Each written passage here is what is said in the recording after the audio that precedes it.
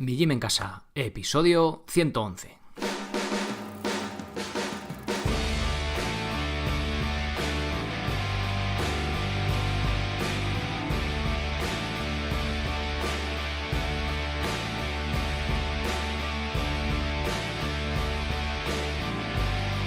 Muy buenos días a todos, soy Sergio Catalán de migymencasa.com y os doy la bienvenida a un nuevo episodio del podcast de Mi Gym en Casa, el programa, la radio donde hablamos de entrenamiento y de alimentación desde un punto de vista diferente e independiente.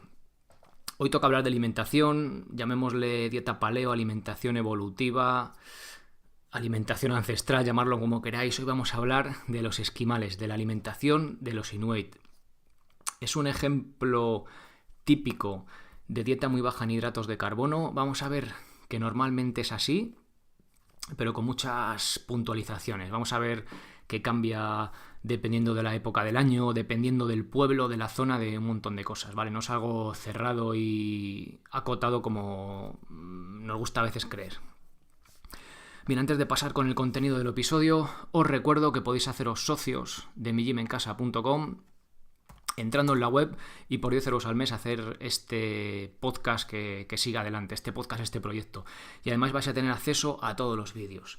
Este mes he publicado el nuevo curso de liberación miofascial, ya sabéis, esto de con el rodillo masajearnos, pero tenéis un montón, fondos en paralelas, slackline, curso de pino, curso de planificación, flexiones, core, zancadas, remo invertido, burpees, material básico, dominadas, cintas de suspensión y minimalismo básico. Ahí es nada. Por 10 euros al mes tenéis acceso a absolutamente todos los cursos. Bien, dicho esto, os quería, ya sabéis, a veces en forma de agradecimiento por las valoraciones nuevas de 5 estrellas en iTunes, pues os las leo por aquí. Voy a leer solo 2 para no aburriros mucho, a forma de agradecimiento.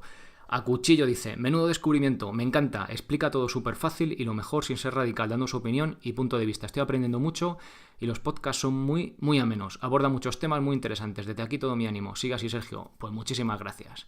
Y otro que dice: Jimmy Twice, programa súper interesante con información clara y basado en estudios científicos. Un buen aprendizaje.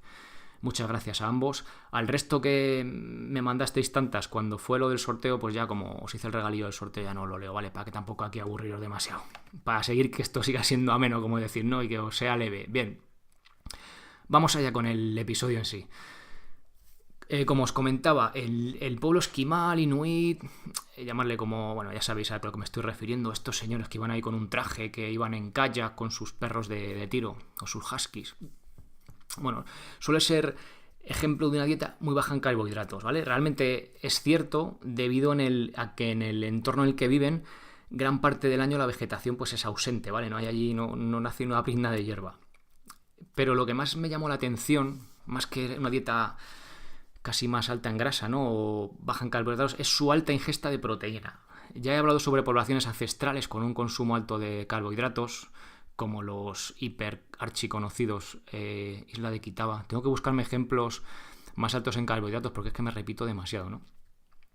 Bueno, pero también hay casos opuestos como los masáis, que vimos en el episodio 80, ¿vale? Bueno, todos, cuando os habla de algún episodio, os lo dejo en las notas del programa por si queréis echarle una oída, una escuchada o una lectura, que también está en artículo por si lo queréis leer.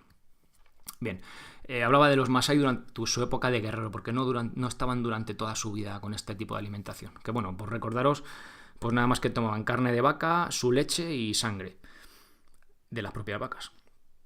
Y los inuit están en este extremo, tanto por alimentación, además como por el clima en el que viven, en el entorno más hostil de la tierra, ¿no?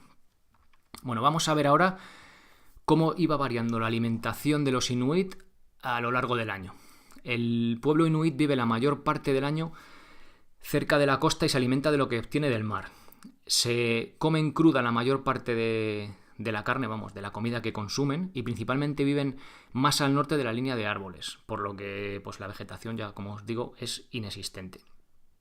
Y por lo tanto, los carbohidratos que pueden obtener de esta pues son prácticamente nulos.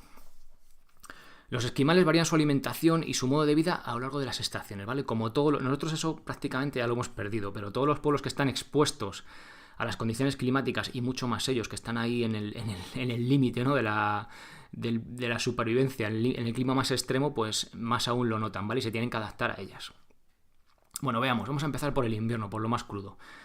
En esta época del año viven en la costa y se alimentan principalmente de focas, ¿vale? La costa no quieren decir ahí la playita, que está el mar, no, o sea, está el mar, pero realmente a una temperatura media que está en 40 bajo cero, pues el mar realmente es una capa de hielo bastante gruesa, ¿no? Que es una superficie ahí de hielo. Bien, ¿y cómo cazan las focas? Esto es muy curioso.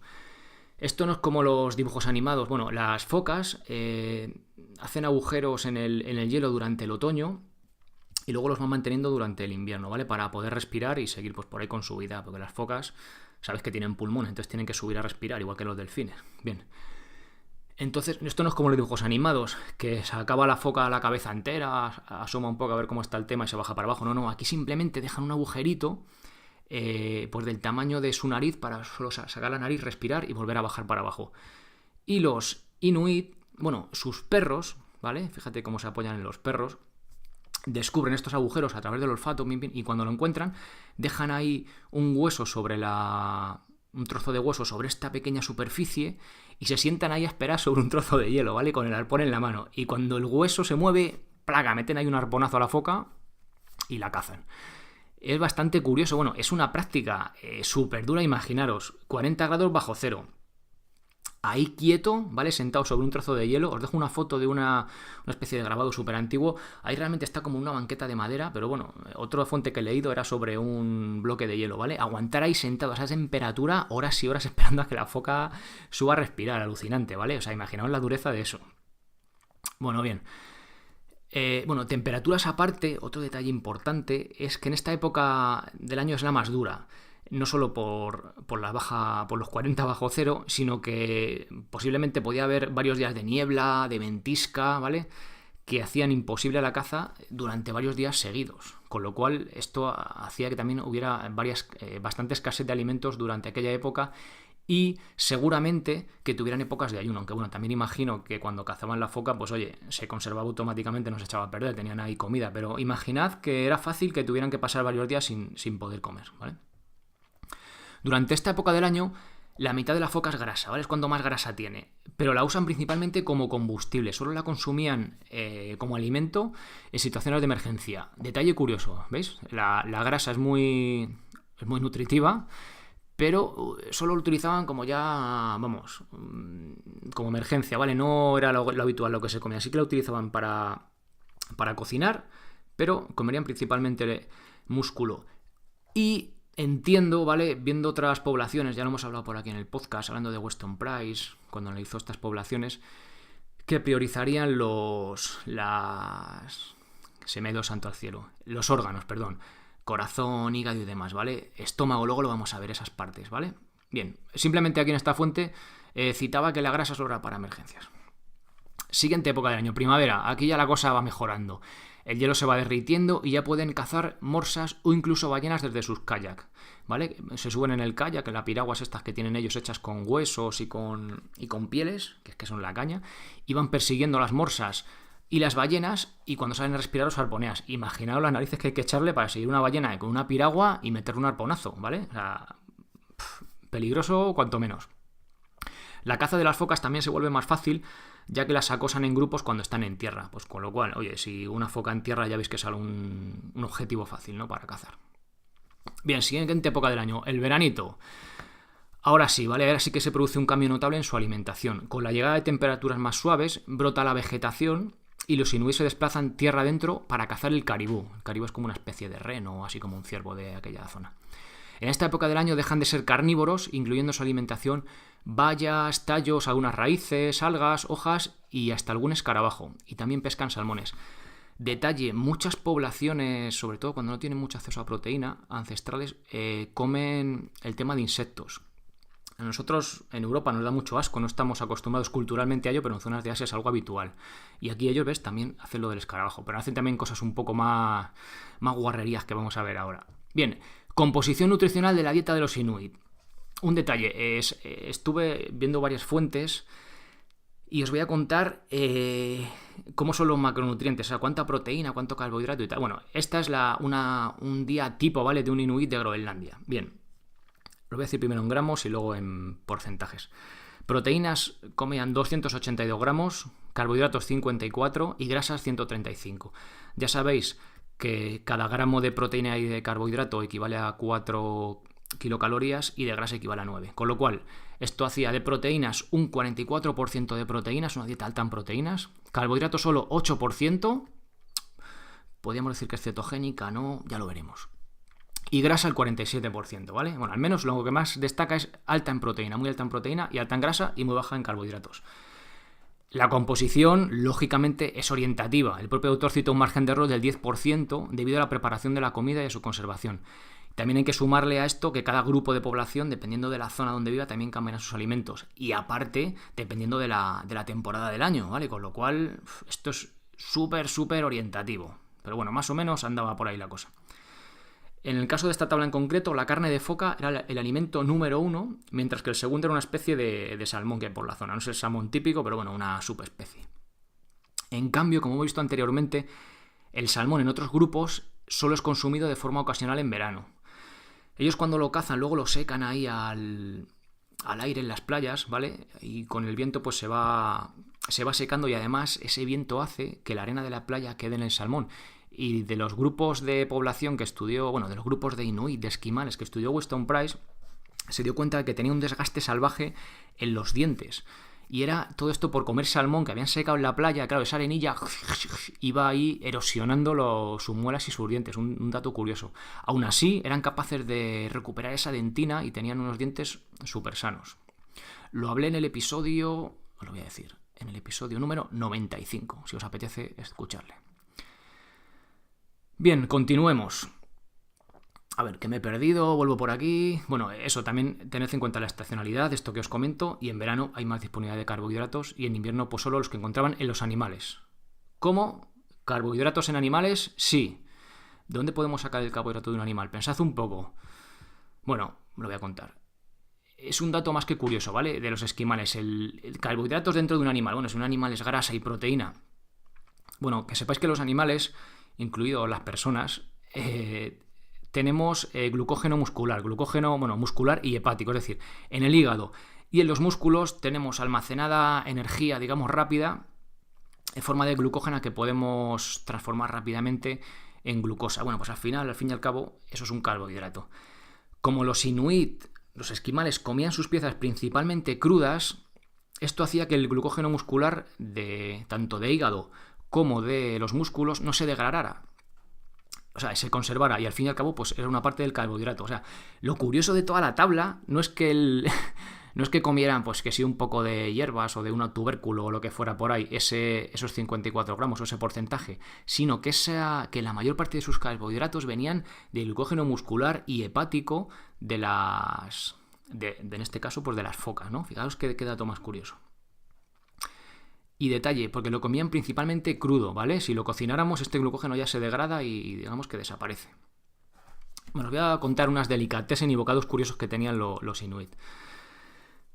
Cuando cazaban una morsa, consideraban el contenido del estómago una delicatessen, ¿vale? Hacen algo muy parecido con los caribús, aprovechando todo el contenido de los intestinos de este animal, que es básicamente musgo y líquenes fermentados. Pero no se queda ahí la cosa, también se comen sus heces. Y sí, has escuchado bien.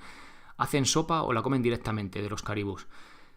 Como veis, cuando hablé con Eudald Carbonell en el episodio 24, Eudald Carbonell es un paleontólogo de los que más sabe en España y si no del mundo, merece la pena que le escuchéis. Hablé con él sobre la dieta paleo, pero claro, no tiene nada que ver con el mundo de la alimentación ni del fitness, sino que es un arqueólogo que está ahí, era subdirector de Atapuerca, ya está jubilado, pero sigue por allí, dando guerra. O sea que, si os interesa el tema, echarle también una escuchada. Lo que nos decía Eudald, que se comían todo lo que tenían disponible. Se refería a cosas como esta. A ver, en este caso, que se coman las heces del caribú, no creo que fuera porque tienen un hambre de la leche, ¿no? Sino porque los micronutrientes, minerales, vitaminas que podían encontrar ahí eran tan beneficiosos para su salud, incluso para su flora bacteriana, para yo que sé, que de generación en generación fueron transmitiendo este conocimiento y era algo, pues, una especie casi como de medicina, ¿no? Todas estas cosas. También le gustaba mucho el pescado podrido. Cuando cazan un caribú, aparte de hacerlo comentado anteriormente, meten su hígado dentro del estómago, ¿vale? Imaginaos ahí cómo tiene que oler eso. Cogen el estómago del caribú, meten dentro el hígado ahí y lo dejan fermentar al sol de verano durante varios días. ¿Vale? Y como os digo, imagino que este tipo de fermentados tendrá algún beneficio a nivel de flora intestinal. Esto es como lo de los yogures, ¿no? Es bueno para tu flora. Bueno, multiplica esto por 3 millones y imaginaros ahí la de bacterias y tal que tiene que tener, ¿no? Lo harán por alguna razón. Otro dato curioso, una comida habitual de los inuit en tiempos de abundancia puede consistir en 4 kilos de carne al día, siendo algo normal que se los comieran de una sola vez. Y aunque en alguna ocasión se les ha visto comer hasta 15 kilos de una tacada. Esto también lo decía Udall del hombre paleolítico. Bueno, análisis y estado de salud. A ver, aquí vamos a ver que hay un poquillo de controversia. A pesar de su alta ingesta de proteínas, los análisis de sangre y orina no muestran ninguna anomalía. Los niveles de colesterol se encuentran un pelín altos. Ya veis que un poquito por encima de 200 tampoco nos dice demasiado solo eso, ¿vale? Pero suele ser algo normal que los estudios, los análisis de este tipo de poblaciones y de todas, pues se centre colesterol alto. Es que eso realmente no nos dice nada, ¿no? Hay que indagar un poco más allá. Pero bueno, ahí lo tenéis. En una muestra que se cogió de 203 hombres y 234 mujeres. Sin rastro de aterosclerosis ni enfermedades de la civilización. Aunque también tenían lo suyo. La primera causa de muerte era la tuberculosis. La mitad de ellos morían esto creo que es de 1950, por esta enfermedad.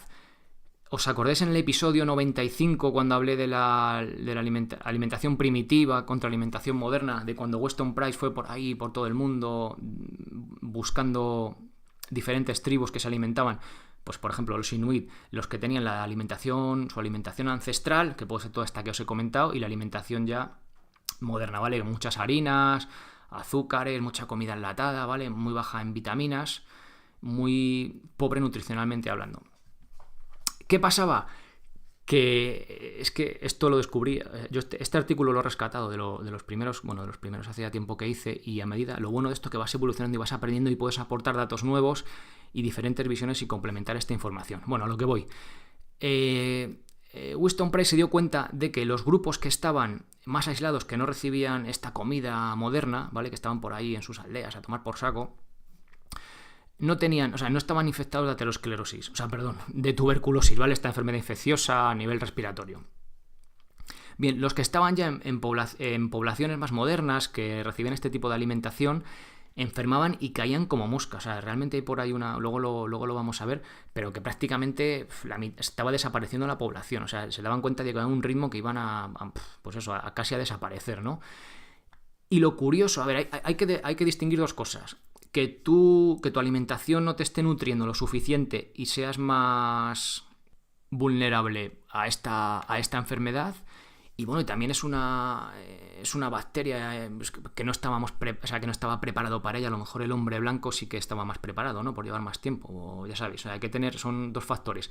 Pero el dato curioso, que hace igual que la balanza se incline más en un lado que en otro, es que cuando, imaginaros, un esquimal de la ciudad estaba ahí, pues había caído enfermo de tuberculosis, le llevaban a su pueblo natal, y no sé si por la calidad del aire, pero principalmente parece ser que decía Price, por la alimentación, algunos de ellos sanaban, ¿vale? Parece ser normal que cuando volvían a su alimentación habitual, sanaban. Muchos de ellos también morirían porque al final pues hacía falta la medicina, pero bueno, parece ser que mucho de esto tiene que ver con la propia alimentación que los hacía con el cambio más vulnerables a estas infecciones. Bueno, esperanza de vida. En el año 1950, la esperanza de vida al nacer era de 26 años entre los inuit. Ya he hablado de esto alguna vez, la esperanza de vida al nacer en países sin acceso a sanidad, la mortalidad infantil es altísima, del 30% o incluso el 50%, con lo cual, para verlo con mejor perspectiva, es mejor mirar datos de expectativas de vida una vez alcanzada la edad adulta, ¿no? Como dato, este último de Canadá, el más cercano, tenía una esperanza de 68 años, o sea, la diferencia es brutal. Los datos que hay en este sentido son en torno al año 1860, esto es, imaginaos, mucho antes, ¿vale? Otros 100 años antes de lo que estábamos hablando. Y Rink, el que hace el estudio, observó que el 40% de la población tenía menos de 15 años y que solo un 0,3 tenía más de 60. Para hoy en día parece muy poco, pero al ver los datos de Canadá, con una esperanza de vida de 42 años, en 1860 no parece tan reducido, ¿vale? O sea, fijaos, en Canadá, que era el sitio, digamos, ya más civilizado, pero imaginaos que estamos hablando de 1860, ¿sabes? La esperanza de vida al nacer era de 42 años. No tenemos la de los inuit de ese año, pero iba por ahí parecido, ¿vale? Es cierto que no es nada esclarecedor porque estamos comparando datos diferentes, ya que seguramente en Canadá, por aquella época, pues los que os comentaba, había una mortalidad infantil de la leche. Pero habría que tener en cuenta estos datos se empiezan a tomar cuando hay un cambio de dieta notable en esta población y aparece el problema de la tuberculosis. O sea, en el momento que hay datos sobre esquimales, ya es porque estamos por allí, ¿vale? Los europeos hemos llegado allí y pues hoy hay una modernización de todo y también de la alimentación, ¿vale? Parece que quiero barrer para casa, ¿no? Arrimar el ascua a mi salmón, ya que estamos hablando de esquimales, pero bueno, al final son datos muy ambiguos y un poco fuera de contexto, ¿no? Claro, los inuit ni ninguna tribu en su pueblo natal pues hacían estos estudios, ¿no? De la mortalidad infantil ni de la esperanza de vida al nacer. Pero bueno, parece ser que la cosa no pintaba muy bien para ellos, principalmente porque lo de la tuberculosis en esta población es que era una lacra. Bien, aparte de esto, aparte de que las condiciones de vida de los inuit son de las más duras del planeta, como curiosidad, añadir que no usaban el fuego para calentarse, ¿vale? Simplemente quemaban la grasa animal para cocinar o para iluminación. Y voy a citar un texto original del que he sacado, bueno, ahí también os dejo como siempre, el artículo original, ya tenéis pues enlaces a, si os apetece indagar sobre este tipo de gentes, pues las fuentes que he utilizado, como más históricas y tal. Y dice así: podemos hacernos una idea del verdadero esquimal como una persona que está adaptada con extraordinaria eficiencia para subsistir en el Ártico, como un típico animal carnívoro, lleno de paz, extremadamente feliz y saludable, y pone entre paréntesis, excepto por periodos ocasionales de inanición, ¿no? A esos ayunos que se tenían que marcar ahí en invierno cuando no había Dios que cazar una foca. Bien. Luego cita que esto está cambiando y que el contacto con comerciantes les está produciendo malnutrición y enfermedades que antes no tenían. Y este texto es de 1953. Así que imaginaos cómo está ahora la cosa, ¿no? Pues eso, una pena. Bien. Inuit y cetosis, tema recurrente en la dieta paleo donde los haya. Bueno, son el típico ejemplo de cetosis, ¿vale? Pero realmente no es así. ¿Qué os parece? Bueno, el tema de Inuit y cetosis es tan apasionante y a la vez tan curioso que lo trataré en un episodio específico del podcast, ¿vale? Así que si queréis, os interesa mucho el tema, queréis saber de qué va, en el propio artículo que os dejo, o sea, en el propio notas del episodio, tenéis ahí el enlace al artículo que hablo de Inuit y cetosis, porque ya hablé de ello o escribí sobre ello, todavía no he hablado sobre ello. Y bueno, pues ahí lo tenéis, ¿vale? Si os apetece leerlo. En este artículo me he salido un poco de la alimentación y he hablado también del modo de vida de estas gentes, pero me pareció algo tan curioso y tan interesante, ¿no? Que no podía dejarlo pasar. O sea, fijaos cómo vivían, ¿vale? La que nos hace... A mí lo que me choca de todo esto, aparte de la alimentación, que si era mejor, era peor, lo que fuera, en prácticamente, o en casi todas las fuentes, en los que habla de modo de vida de grupos ancestrales, ya sea en el desierto, ya sea aquí en el Ártico, que es lo más extremo que pueda haber, ¿vale? Bueno, junto con el desierto. Sea donde sea, todos destacan esto de que son extremadamente felices, ¿vale? Saludables, llenos de paz. O sea, personas felices, ya ves que pasaban islas de Caín, ¿vale? Por su clima, pero eran extremadamente felices, ¿no? Es un dato curioso que, no sé, me parece siempre ahí que igual pasamos por alto, ¿no? Nos fijamos, no, tomaban mucha proteína, tomaban su tal, su cual, y eso también me parece que tiene muchísimo valor, ¿vale? No sé si más o menos que lo otro, pero me parece un detalle importante. Bueno, espero que os haya sido interesante toda esta información del pueblo, de este hábitat, ¿no? Y alimentación tan extrema y que tantas veces he puesto como ejemplo, pues precisamente por esto. Así que bueno, nada más, espero que lo hayáis disfrutado. Si es así, os voy a pedir una cosa. Siempre os suelo pedir que valoraciones, me gustas y tal, que también está muy bien, os lo agradezco. Pero oye, coger a algún amigo, familiar o quien sea por ahí y decirle, oye, recomendadle este podcast, por favor, ¿vale? A lo mejor no este podcast en concreto, pero decirle, joder, yo creo que el episodio... Por ejemplo, el otro día que entrevisté a Alfonso sobre cáncer, que os ha encantado, me llegan mensajes por privado en los comentarios, de verdad que es una máquina Alfonso y está muy chulo el episodio, ¿vale? Si no lo habéis escuchado, tenéis que escucharlo, es 1:30, pero es todo información condensada ahí. Bueno, pues el episodio que sea, oye, escúchate, o yo qué sé, el de las dominadas, o escúchate tú el del cáncer, o escúchate el de los esquimales, ¿vale? Recomendarle por ahí a algún amigo que seguro que le puede interesar, pero cuando vas ahí conduciendo o estás trabajando. Bueno, como siempre, muchísimas gracias por apuntaros a los cursos, por compartir a vuestros familiares, conocidos, amigos, no conocidos por ahí, este podcast y muchísimas gracias por estar ahí episodio tras episodio. Nos escuchamos el jueves con otro nuevo episodio. Muchísimas gracias por estar ahí y pasad muy buena semana. Adiós.